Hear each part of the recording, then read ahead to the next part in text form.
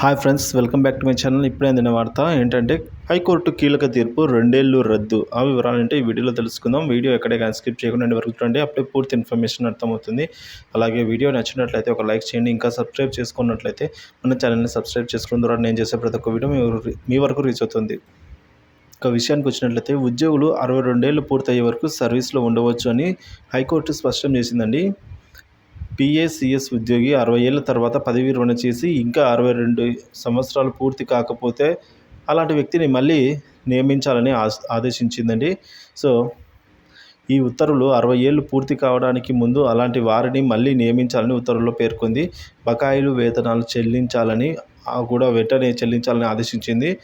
ఏవైతే వారికి ఇంతవరకు బకాయిలు ఉన్నాయో అవి కూడా. ఇక 60 ఏళ్ళు నిండకుండా వ్యాజ్యం చేసిన పిటిషన్లకు మాత్రమే ఈ ఉత్తర్వులను వర్తిస్తుందని స్పష్టం చేసింది.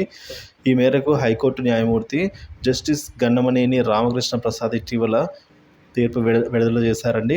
ప్రభుత్వ ఉద్యోగుల పదవీ విరమణ వయసును 60 నుంచి 62 ఏళ్లకు పెంచుతూ ప్రభుత్వం తీసుకున్న నిర్ణయాన్ని అమలు చేయాలని కోరుతూ రాష్ట్ర వ్యాప్తంగా పీఏసీఎస్లో పనిచేస్తున్న పలువురు ఉద్యోగులు హైకోర్టులో వ్యాజ్యం దాఖలు చేశారు. సో ఈ నేపథ్యంగా ఈ విధంగా హైకోర్టు కీలక తీర్పు అయితే ఇవ్వడం జరిగింది. మరి ఈ 2 ఏళ్ళు అయితే పెంచడం జరిగింది.